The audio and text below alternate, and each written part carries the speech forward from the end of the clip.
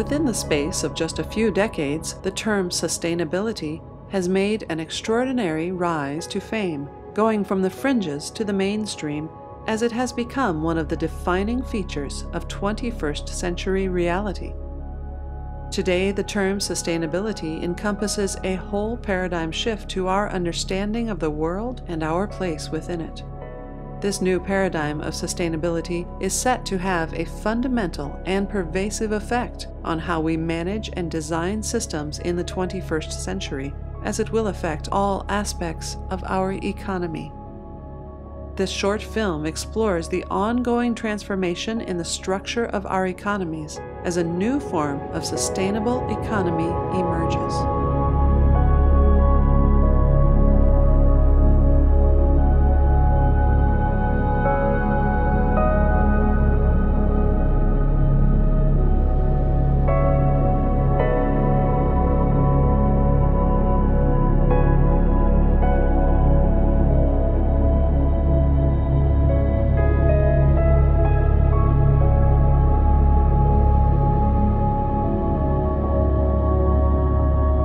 The environment represents the whole ecosystem that a society depends upon for various services, such as water, materials, food, and energy. When we refer to the environment, we are really talking about a combination of natural ecosystem and human economy, what is called a socio-ecological system. The nature of socio-ecological systems has changed fundamentally over the course of human history, as we have developed new technologies, institutions, and tapped into new energy sources. The development of the practice of agriculture some 8,000 years ago represented the first fundamental change in this dynamic, as we created systematic processes for harnessing natural resources based around the technology of farming.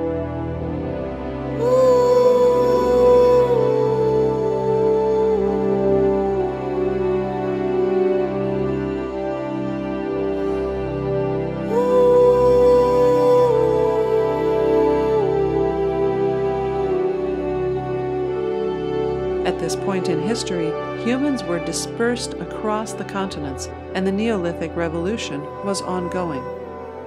The Neolithic Revolution was a fundamental change in the socio-ecological systems of the time, where the shift from hunting and gathering to agriculture led to permanent settlements, the establishment of social classes, the eventual rise of urban living, and large civilizations.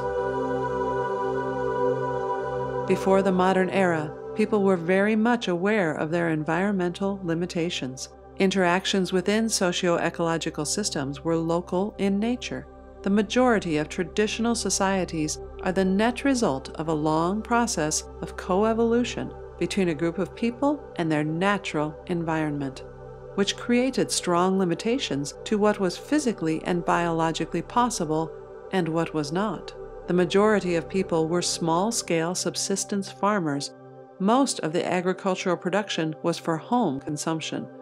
Agricultural techniques were adapted to local environmental conditions. The amount of land that each family could cultivate was limited by the large amount of human or animal labor that was necessary for agriculture. For thousands of years, agrarianism formed the foundations to many civilizations that rose and fell around the world.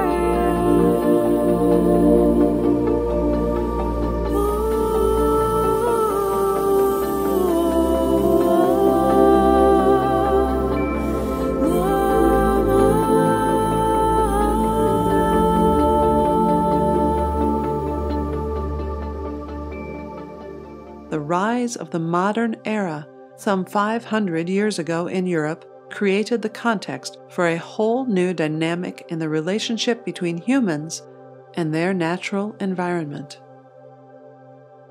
With a shift from a dominant pre-modern religious vision of the world to a modern scientific view came a whole new way of seeing the natural environment. This new scientific knowledge got directly applied to the engineering of our physical environment, giving rise to the explosive technological change that was the Industrial Revolution. The Industrial Revolution that started in the late 1700s represented a radical dislocation between society and the ecosystem. Agriculture changed in Europe when the Industrial Revolution made it possible to use machines instead of human and animal labor for work such as plowing fields and harvesting crops. Starting with mechanization, the chain of effects can be traced through as machines gave farmers the ability to cultivate larger areas of land. Farm sizes and worker productivity increased dramatically as mechanized agriculture is more efficient on a larger scale. The mass of society moved from working the land into the newly industrializing urban centers, where large markets for goods and labor came, the new organizational structure prevailing over their daily subsistence, and a new way of life that was divorced from local ecosystems emerged.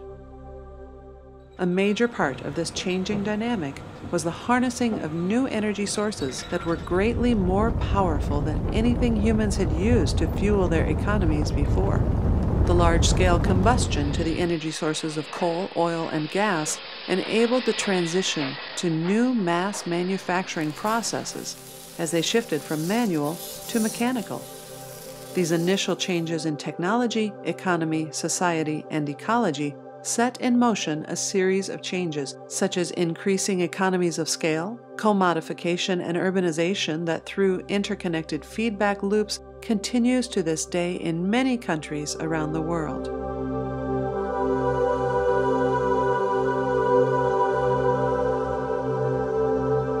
Although it is apparent that the Industrial Revolution ushered in an unprecedented global human impact on the planet, it has since been dwarfed by the extraordinary exponential growth of human economic activity that began in the mid-20th century. Many of the processes of change that began with the Industrial Revolution reached a takeoff point in the mid to late 20th century, as almost all indicators for economy and ecosystem started changing at an exponential rate, from population growth to loss of species to energy consumption. This great acceleration of economic activity has given birth to a new geological era that scientists call the Anthropocene, as human industrial activity has become the primary driver of changes within Earth systems. The Anthropocene represents a new form of socio-ecological system, one that is truly global in nature, with an unprecedented scale of alteration to Earth's core systems, such as overall biodiversity, climate, or ocean acidity.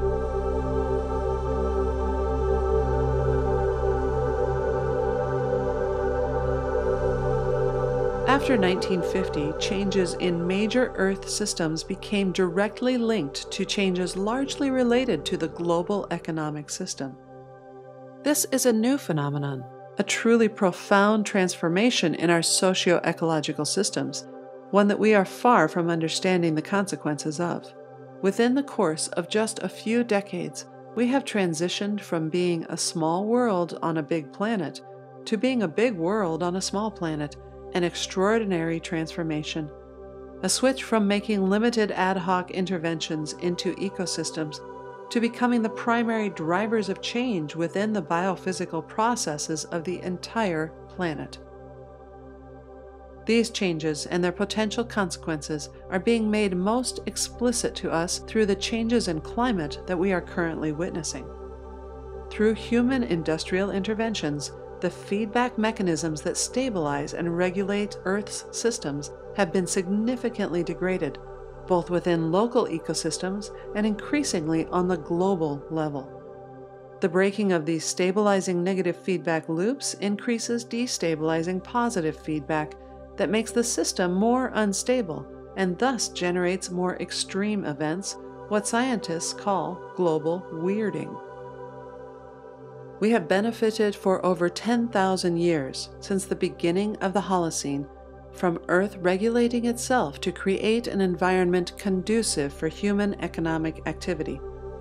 The Anthropocene is a recognition that this stable geological era has ended, that because of human intervention in the biosphere, it can no longer stabilize itself within the same equilibrium that has benefited societies in the past, that the global economy is now the primary driver of change within ecosystems.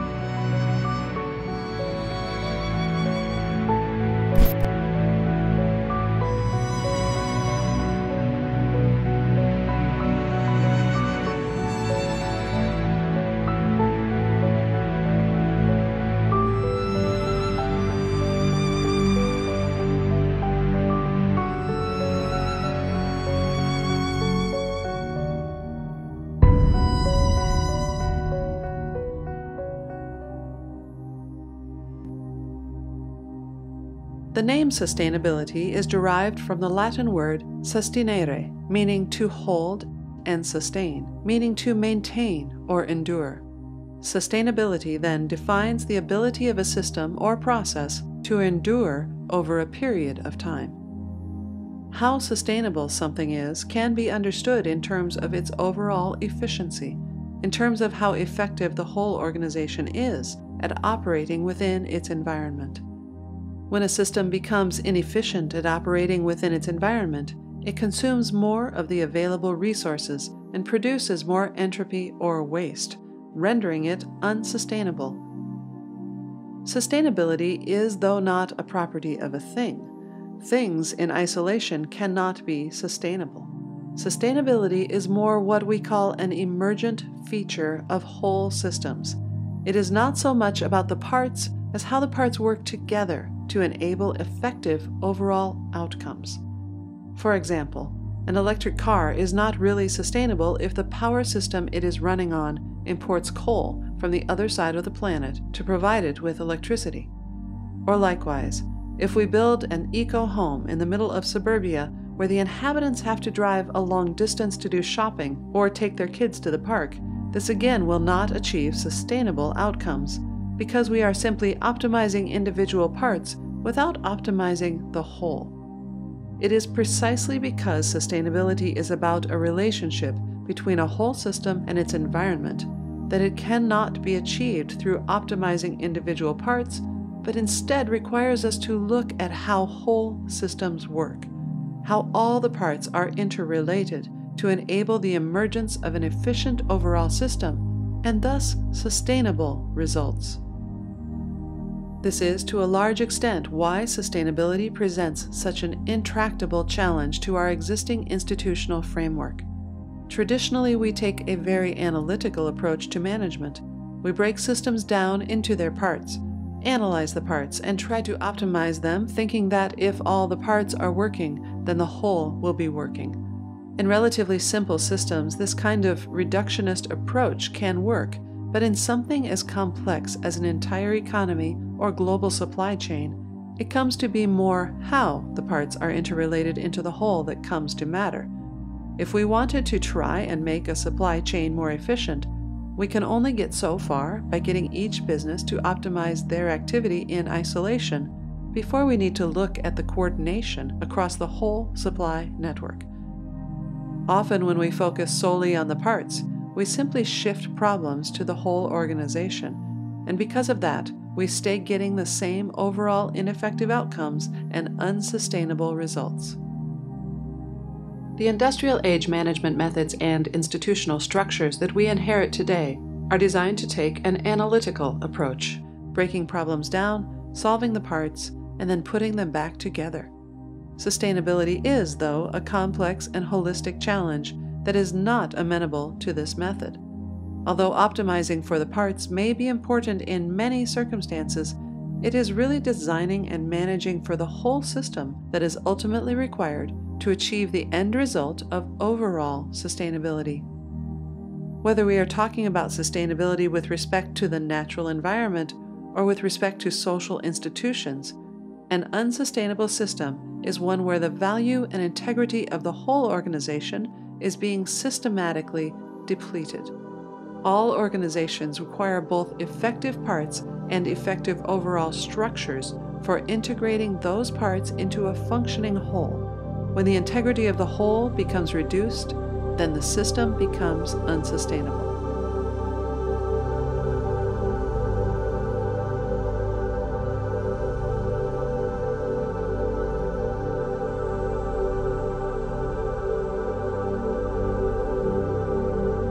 When the social capital within a society, the trust within the social bonds of the community, becomes depleted, it is only a matter of time before an event occurs creating a crisis that would have easily been resolved given a normal level of trust within the community. And this is the essence of sustainability.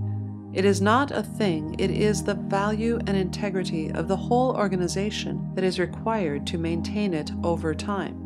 Whether this is the value of the social bonds within a society or the species diversity that forms the food web within an ecosystem, a sustainable system is one that is integrated into a functioning whole organization. We traditionally focus on the parts in an organization because they are much easier to touch, quantify, and manage, while the value in the connections that interrelates them into an effective whole typically cannot be touched or broken down into individual discrete parts, and is often much more difficult to quantify, making it difficult to manage through our traditional methods.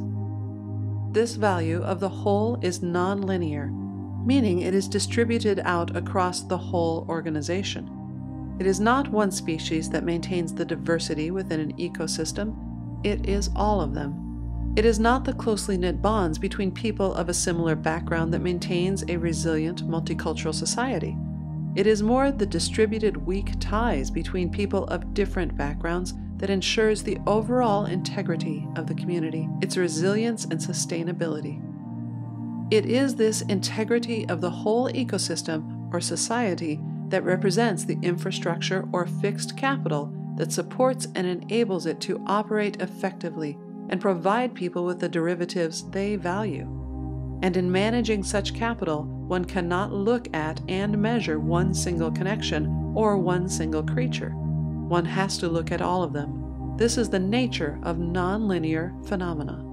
It is because these resources within an ecosystem, economy, society, or culture that ensure the functioning of the whole and its sustainability are distributed that traditional centralized management methods are ineffective. Whenever we manage for the parts without managing for the whole, we eventually deplete the integrity that supports the whole and end up with unsustainable outcomes. At the beginning of the modern era, we inherited a natural environment and a set of social and cultural institutions that evolved over millennia without our full understanding or appreciation of them. With the accelerated growth during the 20th century, we came to affect the structure and makeup of these whole systems that were providing the natural and social capital supporting our modern economy, so much so that today they are no longer self-managing. The requirement today is in understanding these macro structures, how they work, their value, and developing organizational structures that can appropriately manage them. Sustainable development is a form of development where we manage both on the level of the individual technologies and organizations, but also on the level of the system as a whole. This is why achieving a sustainable form of global economy will take us into a new world of complexity, because we have to look at, account for, and manage whole interconnected socio-ecological systems in order to achieve overall sustainable outcomes.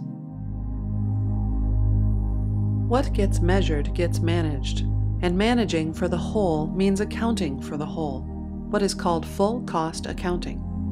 Our traditional approach to macro-scale environmental management has been exercised through a top-down centralized model, driven by government institutions and based on a paradigm of environmental conservation. But this is no longer relevant in an age when industrial activity has become an embedded part and central driver of change within virtually all ecosystems around the planet.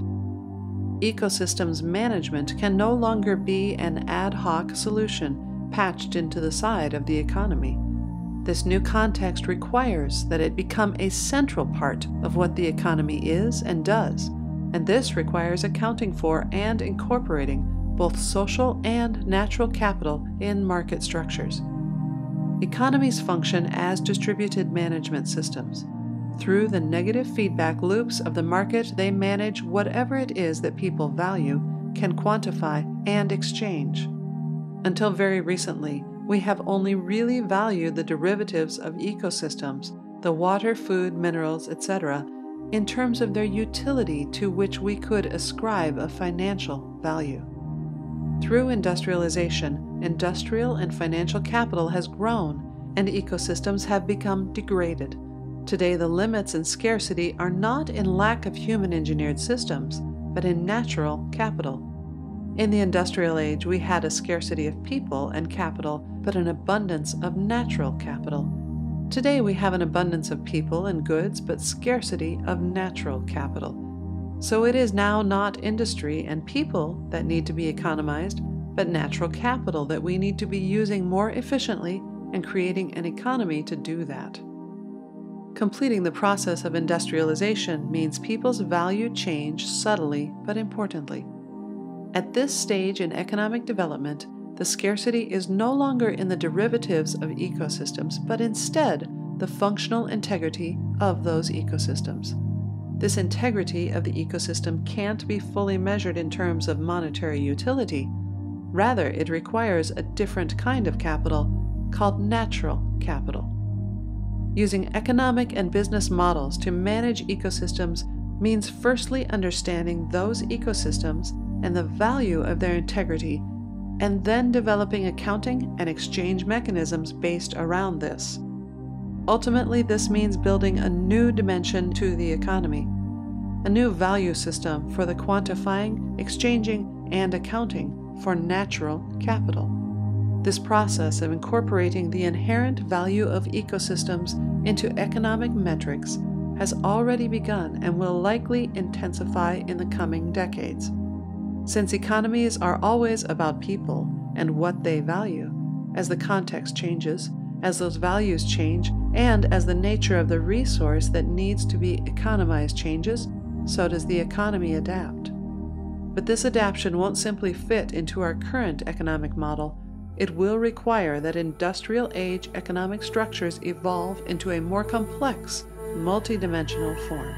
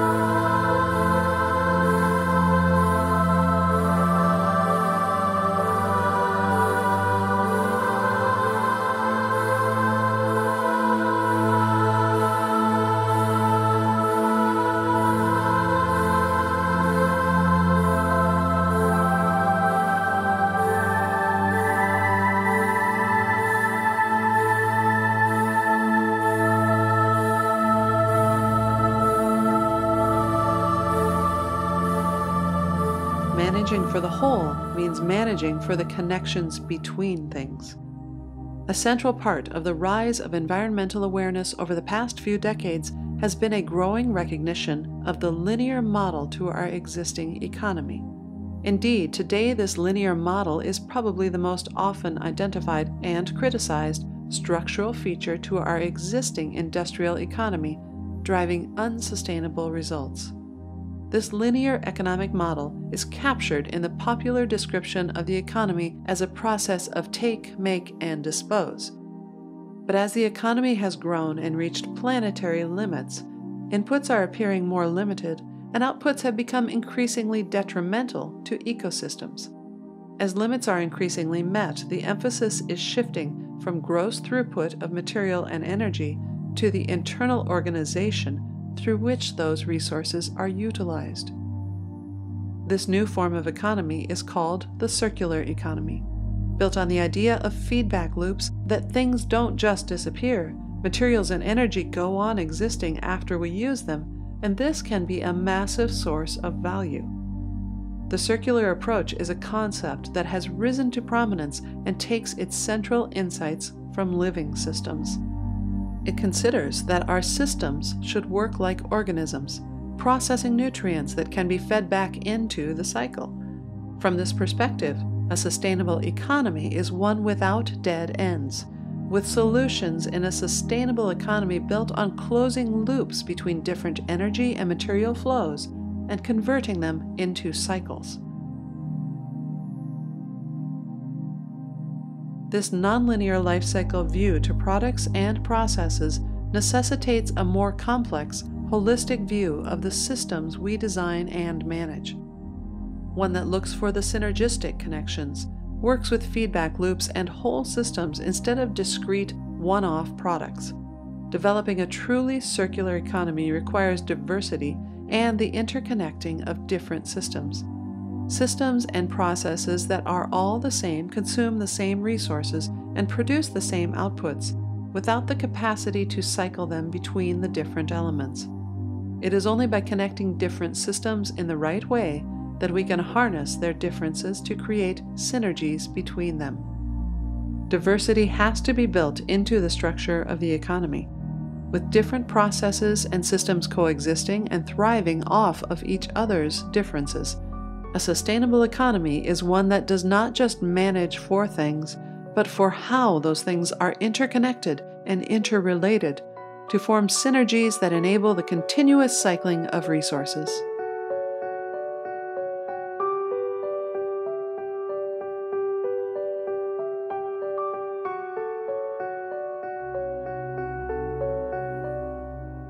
A sustainable economy is a dematerialized economy, where innovation is focused on delivering greater functionality with ever less material demand, one that can deliver more services with less stuff.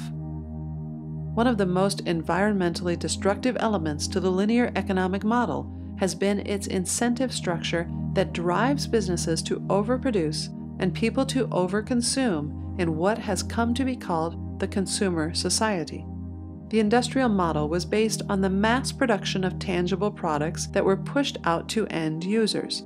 Mass production meant that companies had to sell en masse, which gave rise to mass marketing and the creation of a consumer culture that went global with globalization.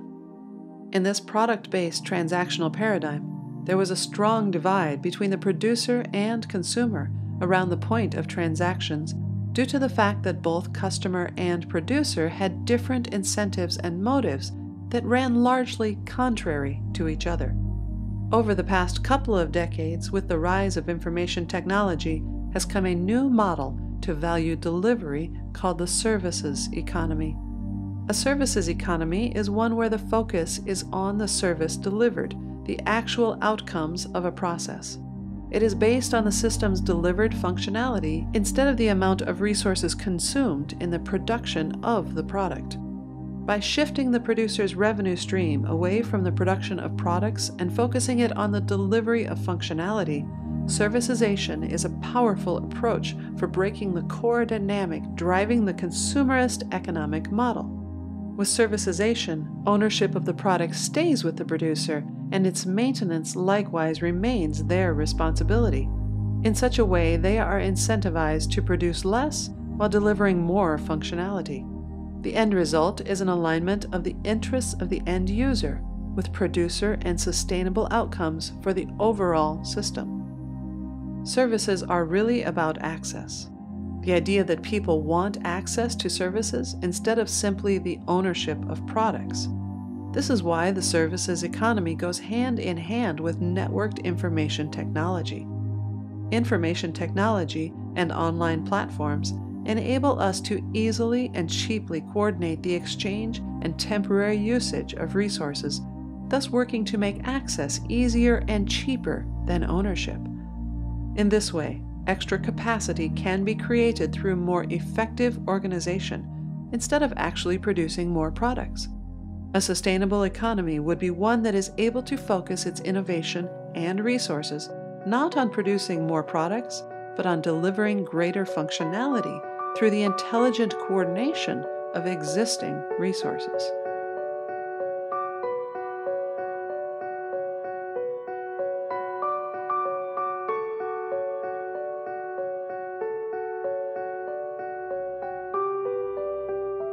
A sustainable economy would be one where we manage for the whole life cycle, where systems are adaptable and resilient, capable of evolving in response to major changes in the environment.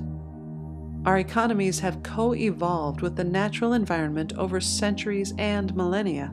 Many of our industrial systems are adapted to normal operating environments, but these normal environmental conditions may not be present in the future. The natural environment is changing in very profound, unpredictable, and most likely irreversible ways. Within this context, there is a manifest need to shift from systems that are optimized for efficiency within stable and predictable environments to those that have a much greater level of adaptive capacity, resilience, and are capable of evolving to meet new requirements. Whether we are talking about technology infrastructure or social institutions, The centralized systems of organization we developed during the Industrial Age are inherently static. They are built once and then go through a linear life cycle with limited capacity to renew themselves. They were not designed to evolve. The challenge of achieving a sustainable form of development is shifting the emphasis from discrete, one-off products to looking increasingly at how they can evolve through their full life cycle. This is a fundamental switch in paradigm from designing systems that are inherently degenerative over time to systems that are inherently regenerative. A central challenge that sustainability presents today is in developing organizations and technology infrastructure that have built-in mechanisms to enable the evolution of their overall structure. Sustainable organizations are organizations that can evolve over time. They do not just develop on the micro level of the parts changing, but they are also able to successfully navigate change on the macro level, allowing for the whole system to change. Responding to systemic change requires building evolutionary mechanisms into the fabric of organizations. Unlike our traditional centralized mechanisms for regulation that can respond effectively to relatively small-scale changes, evolution is the only way for a whole system to respond to a macro-level change. Evolution is a distributed process. No one is in control or can be in control. It is a process whereby many diverse possible solutions have to be tried before the best solutions can be identified.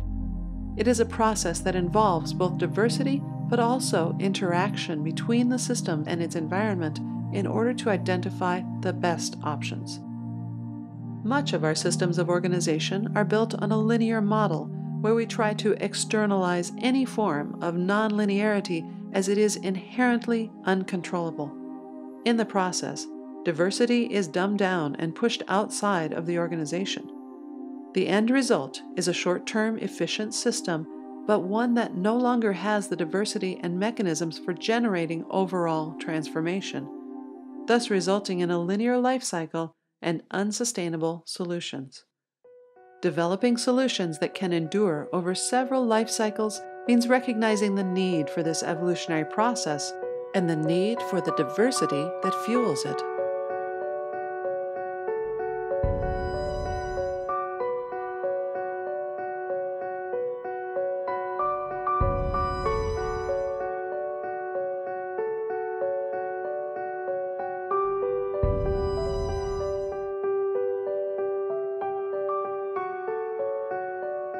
The challenges presented by the environmental crisis and sustainable development are of a kind that we have not seen before, and we do not currently have coherent solutions to. As a famous person once said, we can't solve problems by using the same kind of thinking we used when we created them. Traditional thinking, institutions, and management methods that created the sustainability crisis will not solve it. As such, the development of truly sustainable global economy would involve a transformation in the deep structure of post-industrial economies to exhibit new functional capabilities. One thing is for sure, though, the development of our socio-ecological systems will continue to evolve rapidly in the coming decades.